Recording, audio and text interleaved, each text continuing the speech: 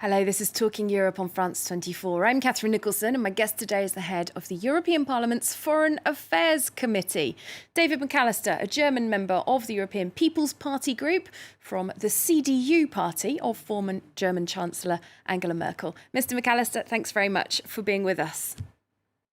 Yes, hello. Thank you for inviting me. I want to start off with Ukraine. We had a stark warning from the European Commission's President Ursula von der Leyen on Wednesday at the European Parliament. She said the European Union must be prepared for further disruptions to its gas supply and a potential complete cut-off of Russian gas in the winter. This is, of course, about people's ability to heat themselves, cook their food, run businesses. Is the EU prepared at this point for this eventuality? The Russian war of aggression against Ukraine has shaken all our convictions, and this is not only an invasion of the largest country in Europe into the second largest country of Europe. This is a brutal and violent attack on the entire European peace and security architecture. And of course, there will be a world before the 24th of February this year and afterwards. And we in the European Union need to continue to prepare for all the consequences. And that definitely also means we have to urgently reduce our dependency on energy imports from Russia. We have already adopted 6 sanctions packages, but now, of course, we are under the constant threat of President Putin to reduce or to cut gas exports to member states of the European Union. We need to be prepared for this, and that's why I welcome this new announcement of a high level of alert by the Commission President. Now, regarding that reduction of the EU's dependency on Russian oil and gas, there have been, as you know, chinks in EU solidarity about this issue. Several states trying to find workarounds to the Russian demands that they be paid in rubles for gas. We've also had Hungary essentially carving out an exception for itself on a planned EU oil embargo. Can EU solidarity stand up to the kind of stark situation that Ursula von der Leyen was laying out for this winter? The 27 EU member states have shown remarkable solidarity since the beginning of this war. And not only we, the 27 EU member states, but also our Western allies, the United States, Canada, the United Kingdom, Japan, Australia, just to name a few. We adopted 5 sanctions packages in record time, which we have never done towards a third country. And we had a few discussions around the 6th sanctions package, yes, but that was to be expected. But important is now that we remain our unity in the European Union, that we remain union with our Western allies and partners, because there's a lot at stake. How we will deal with the Russian Federation. We want to put maximum pressure on the regime of President Putin, and on the other hand, we want to show maximum support for the people of Ukraine, who are not only defending their own country and their own liberty and freedom, but they are defending our European values. Now, there are certain member states of the EU which, due to their proximity to Russia, are feeling the pressure perhaps more than others. For example, Lithuania. Russia recently claiming that Lithuania had been blockading its exclave of Kaliningrad. I know that you convened an extraordinary meeting of the EU Parliament's Foreign Affairs Committee about Kaliningrad. How concerned are you that Russia might actually make a move against Lithuania or indeed against Poland, the other neighbouring country of Kaliningrad? Solidarity is a European value, and I believe it is extremely important that we show solidarity among our community of nations. This applies to the European Union, just as it applies to NATO. And we are in this together. And of course, some countries are under more pressure than others. And that's why it's so important that we show solidarity also when it comes to the energy supplies coming from Russia, and especially what the alternatives are once we will have reduced these energy supplies, or on the other hand, Mr. Putin will decide to reduce or cut off the energy exports. In terms of the diplomatic side of this war, you know, there is a big recurring question about how much value there is in trying to talk to Vladimir Putin or to other Kremlin officials. President Macron here in France has faced quite a lot of criticism for his approach of continuing that dialogue. Where do you personally stand?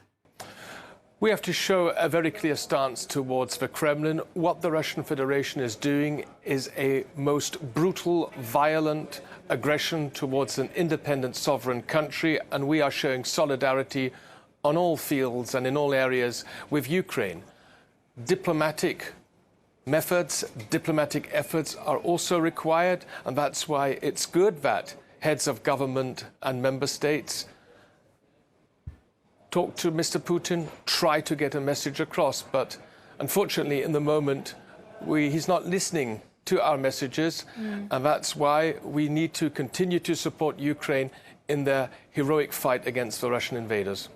And just on that issue of diplomacy, it has been noted that previous governments of Germany under Angela Merkel have been criticised from some quarters for taking what's been seen as too conciliatory a stance towards Vladimir Putin, for example, after he annexed Crimea, some saying it amounted to appeasement.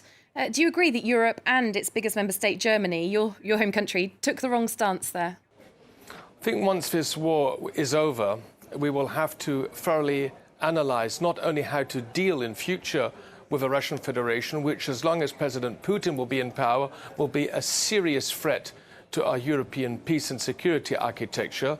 But we also will have to analyse how we cooperated or what we didn't do right in dealing with Russia. I think that 2014, the illegal annexation of Crimea was a major step which should have led to a different policy towards the Russian Federation. It is not a secret that here in the European Parliament, many members of the European Parliament were very critical, for instance, of the project Nord Stream 2.